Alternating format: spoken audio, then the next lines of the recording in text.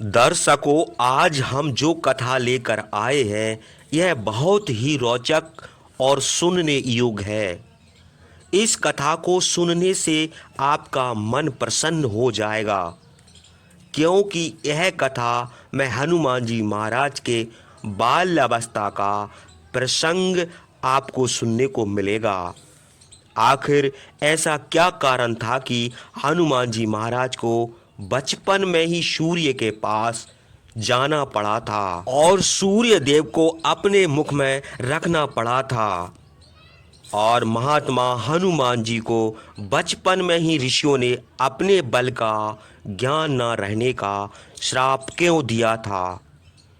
इस प्रसंग में बड़े ही रोचक रहस्य छुपे हैं, इसलिए इसे अंत तक जरूर सुने। एक बार भगवान श्री रामचंद्र ने हाथ जोड़कर अगस्त से विनय पूर्वक कहा, यद्यपि बाली और रावण महाबलवान थे, किंतु हमारी समझ में वे भी हनुमान के बराबर बलवान नहीं थे। शूरता, चतुरता, बल, धैर्य, बुद्धि, नीति, पराक्रम और प्रभाव यह सब हनुमान में है। समुद्र को देखकर सब वानर व्याकुल हुए तो महाबाहु हनुमान सबको आश्वासन देकर 100 योजन समुद्र लांघ गए।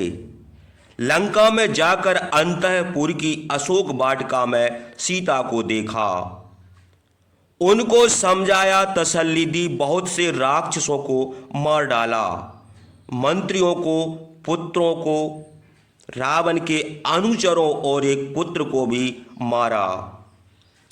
यद्यपि राक्षसों ने उनको बांध लिया था, किंतु बंधन में भी उन्होंने निर्भय होकर रावण से बातें की और बंधन से छूटकर लंका को भस्म कर दिया। हनुमान ने जो काम किए हैं, इंद्र, यम, कुबेर और विष्णु भी वैसे काम नहीं कर सकते।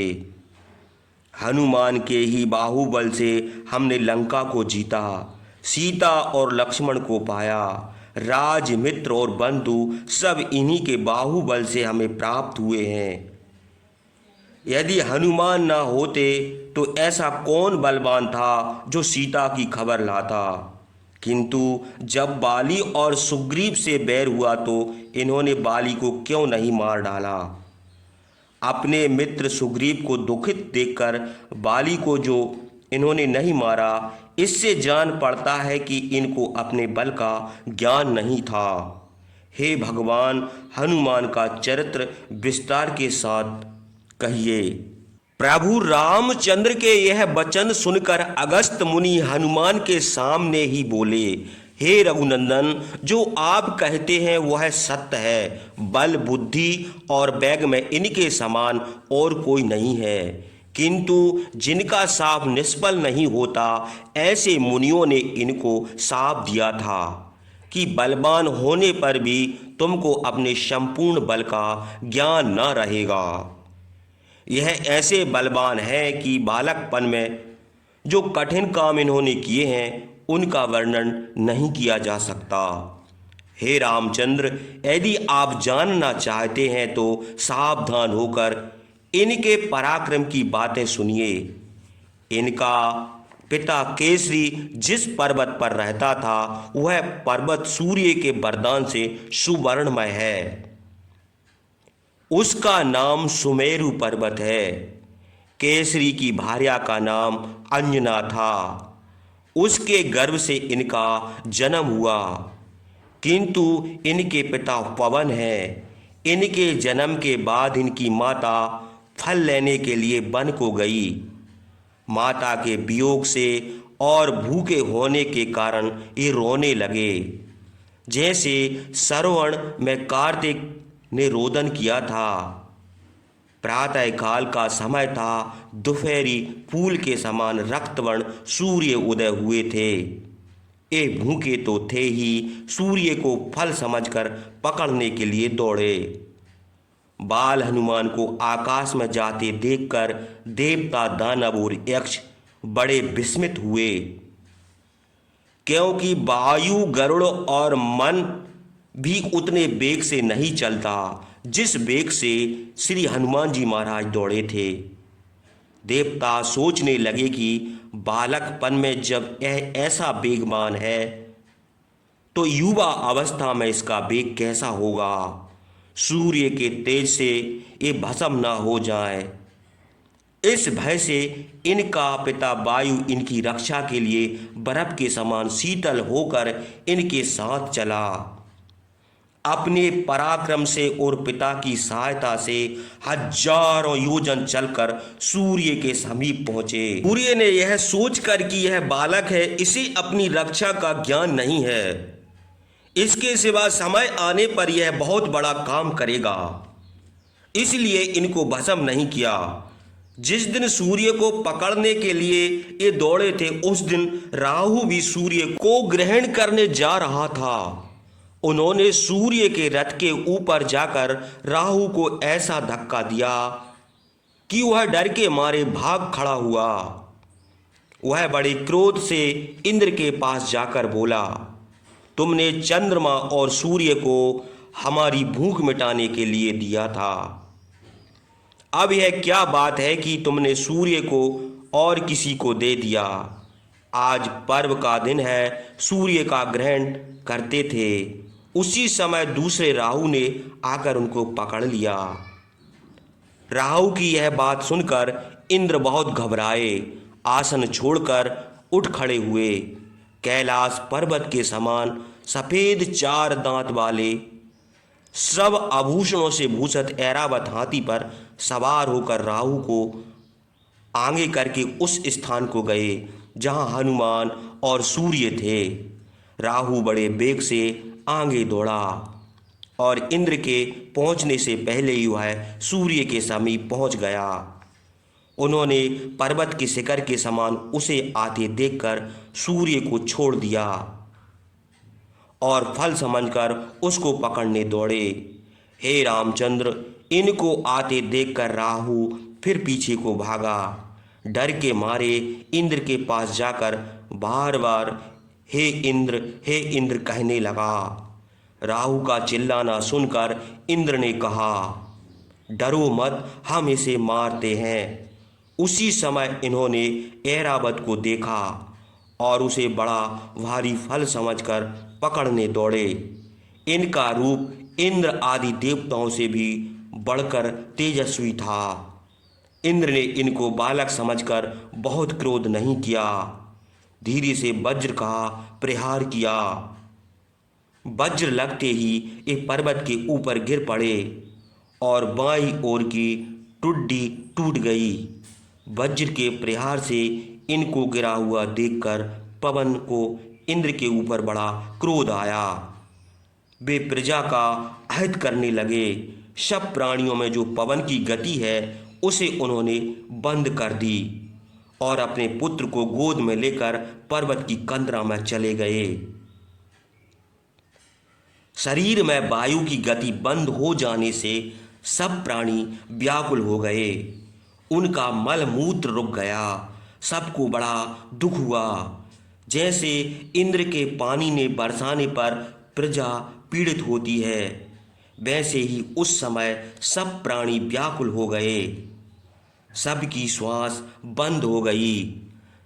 संधियों में पीड़ा होने लगी। सबके शरीर कष्ट के समान हो गए।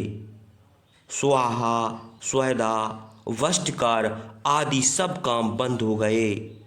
वायु के प्रकोप से तीनों लोग नरक में पड़ने के समान विफल हुए। तब देवता, गंधर्व, दैत्य और मनुष्य आदि सब प्राणी ब्रह्मा के पास गए। वायु के प्रकोप से उनके पेट फूल गए थे। वे हाथ जोड़कर बोले, हे भगवान, आपने अंडज, स्वदेज, उद्भुज और जरायुज 4 प्रकार के प्राणी की सृष्टि की है। आप ही ने हम लोगों के जीवन के लिए पवन को दिया है। अब ना जाने किस कारण से हम लोगों के प्राणेश्वर पवन हमको पीड़ित कर रहे हैं। उन्होंने अपनी गति रोक दी है। अंतःपुर में स्त्रियों के समान उनकी गति बंद हो गई है। वायु से पीड़ित होने के कारण हम लोग आपकी शरण में आए हैं। आप हमारे इस दुख को दूर करें। प्रजापति ब्रह्मा उनकी यह बातें सुनकर बोले, जिस कारण से वायु ने क्रोध किया है और गति रोक दी है वह सुनो। तुम लोगों के सुनने की बात है। आज इंद्र ने राहु के कहने से पवन के पुत्र को मारा है। इसी से पवन ने क्रोध किया है। यद्यपि पवन शरीरधारी नहीं है, किंतु सब प्राणियों के शरीर में रक्षा करते हैं, घूमते हैं। पवन के बिना शरीर कांट के समान हो जाते हैं। पवन ही प्राण है, पवन ही सुख है। वह संपूर्ण जगत पवन ही है। पवन के बिना जगत सुखी नहीं रह सकता। यही जगत को आयु देने वाला है। आज इसने जगत को छोड़ दिया है, इसलिए संपूर्ण जगत काठ और जड़ के समान हो गया है। इस रोग ने देने वाले पवन के पास सब लोग चलो। पवन को प्रसन्न किए बिना सबका विनाश हो जाएगा। देवता, गंधर्व, भुजंग, गुहम आदि सब प्राणियों को लेकर प्रजापति ब्रह्म उस स्थान को गए जहां इंद्र के वज्र से आयत हनुमान को गोद में लिए पवन बैठे थे। हनुमान के शरीर का रंग सूर्य, अग्नि और सुवर्ण के समान था। पवन की गोद में उनको देखकर देवता, गंधर्व, ऋषि, यक्ष और राक्षसों सहित ब्रह्मा को दया आई और पितामह ब्रह्मा को देखकर पवन पुत्र को गोद में लिए हुए खड़े हो गए। उन्होंने ब्रह्मा को प्रणाम किया और ब्रह्मा ने अपने हाथों से उनके पुत्र का स्पर्श किया। ब्रह्मा के हाथ का स्पर्श होते ही मुरझाए हुए धान के खेत में पानी पड़ने के समान पवन पुत्र हनुमान फिर जीवित हो गए। अपने पुत्र को जीवित देखकर पवन सब प्राणियों में फिर पहले की तरह चलने लगे। प्रजा वैसे ही आनंदित हो गई जैसे शीतल पवन के वेग से बची हुई कमलनी। तीनों लोगों के स्वामी ब्रह्मा पवन का प्रिय करने की इच्छा से देवताओं से बोले, हे देवताओं, यद्यपि तुम लोग जानते हो फिर भी तुम्हारे हित की बात कहते हैं।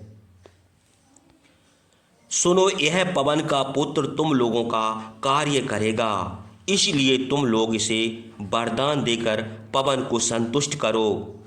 तब इंद्र ने कमल की माला अपने गले से निकालकर हनुमान को दे दी और कहा, वज्र के प्रहार से इनकी हनु टुड्डी टूट गई है, इसलिए इनका नाम हनुमान होगा।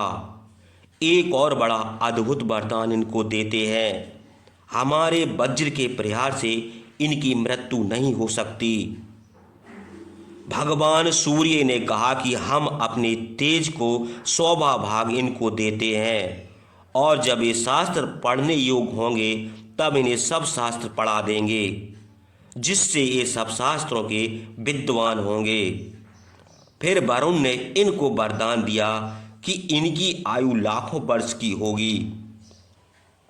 जल और हमारे पास से इनको भय न होगा। यमराज ने अपने दंड से इनको अवध किया और सदा निरोग रहने का वरदान दिया और यह भी कहा कि इनको युद्ध में विषाद कभी ना होगा। कुबेर ने कहा कि हमारी गदा का प्रहार से इनकी मृत्यु कभी ना होगी। महादेव ने वरदान दिया कि हमारे अस्त्रों से इनकी मृत्यु न होगी। विश्वकर्मा ने इनकी ओर देखकर बोले, ये हमारे बनाए हुए दिव्य अस्त्र शस्त्रों से अवध्य होंगे और इनकी आयु बहुत होगी। फिर ब्रह्मा ने इनको वरदान दिया कि ये दीर्घ आयु और महात्मा होंगे, ब्रह्मदंड से भी अवध्य होंगे। इस प्रकार देवताओं के वरदान देने पर ब्रह्मा ने प्रसन्न होकर पवन से कहा, हे पवन, तुम्हारा यह पुत्र शत्रुओं के लिए भयानक और मित्रों को अभय देने वाला होगा। युद्ध में इससे कोई न जीत सकेगा।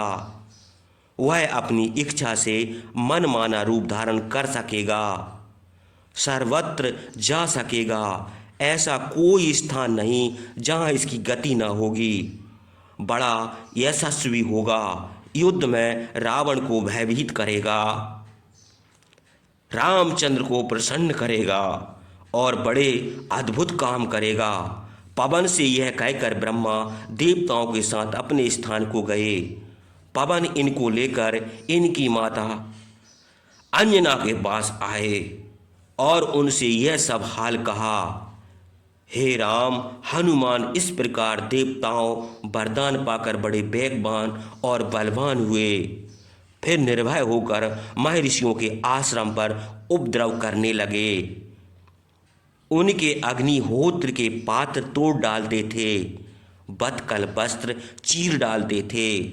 ऋषिगण इनको बल को जानते थे और यह भी जानते थे कि इनको ब्रह्मदंड से अवध होने का वरदान मिला है, इसलिए वे लोग इनके अपराध सह लेते थे। केसरी और पवन के रोकने पर भी वानर स्वभाव के कारण इस तरह के उत्पात करते थे। तब भृगु और अंगिरा के वंशज ऋषियों ने क्रोध होकर इनको यह शाप दिया कि हे वानर, तुम बल पाकर हम लोगों को पीड़ित करते हो, इसलिए हम लोगों के शाप से तुम अपने बल को भूल जाओ। जब कोई तुमको याद दिलाएगा तभी तुम अपने बल को जान सकोगे। जब तुम्हारी कीर्ति का कोई स्मरण कराएगा तब तुम्हारा बल बढ़ेगा। मुनियों के शाप से इनका तेज और बल जाता रहा। तब वे बड़ी नम्रता से उनके आश्रम पर विचरने लगे। बाली और सुग्रीव के पिता का नाम ऋक्षराजा था। वह उस समय वानरों का राजा था। तेज में वह सूर्य के समान था। बहुत दिनों तक वानरों का राजा रहकर जब उसकी मृत्यु हुई तो उसके मंत्रियों ने बाली को राजा और सुग्रीव को युवराज बनाया। बाली और सुग्रीव में बालकपन से ही परस्पर बड़ा प्रेम था। वे अग्नि और पवन के समान परस्पर मित्र थे। हे राम, जब बाली और सुग्रीव का बैर हुआ उस समय इनको किसी ने इनकी कीर्ति का स्मरण नहीं कराया था। ये तो मुनियों के शाप के कारण अपने बल को भूल गए थे। बाली के भय से सुग्रीव भागते फिरते थे, किंतु अपने बल को भूल जाने के कारण हनुमान हाथियों से घिरे हुए सिंह के समान मोहित थे। यद्यपि पराक्रम, उत्साह, बुद्धि, प्रताप, सुशीलता, मधुरता, नीति, गंभीरता, चतुरता, वीरता और धैर्य में हनुमान से बढ़कर तीनों लोकों में कोई नहीं है। जब यह बड़े हुए और शास्त्र पढ़ने के योग हुए तो व्याकरण पढ़ने के लिए सूर्य के पास जाने लगे। प्रतिदिन व्याकरण पढ़ते हुए सूर्य के साथ साथ उदयाचल से अस्ताचल तक चले जाते थे। सूत्रों का अर्थ, वृत्ति का अर्थ, महाभाष्य और संग्रह का इन्होंने अध्ययन किया। वेदों का अर्थ जानने में इनके समान पंडित और कोई नहीं है। ये सब शास्त्रों के पारंगत है। विद्याओं के पढ़ने और तपस्या करने में बृहस्पति के समान है। प्रलय काल में पृथ्वी को जलमग्न करने के लिए बड़े हुए समुद्र के समान, सब लोकों को भस्म कर देने वाले प्रलय की अग्नि के समान, सब लोकों का विनाश करने वाले यमराज के समान इन महावीर के सामने कौन ठहर सकता है। हे राजन, देवताओं ने तुम्हारी सहायता की है, इनको उत्पन्न किया है। इनके सिवा सुग्रीव, मैन, द्वैत, नील, तार, अंगद, नल, गय, गवाक्ष, गवय, सुदृष्ट और जयोर्तमुख ने भी तुम्हारी सहायता की है। इसलिए जन्म लिया है। तुमने जो पूछा था वह हमने हनुमान की बाल अवस्था के कर्म तुमसे कहा। अगस्त के यह वचन सुनकर राम, लक्ष्मण, सब वानर और राक्षस बड़े विस्मित हुए। इसके बाद अगस्त ने कहा, हे रामचंद्र, तुमने यह सब बातें सुनी, तुमने भी तुमको देखो और बातचीत की। अब हम लोग जाते हैं। रामचंद्र ने हाथ जोड़कर महातेजस्वी अगस्त को प्रणाम किया।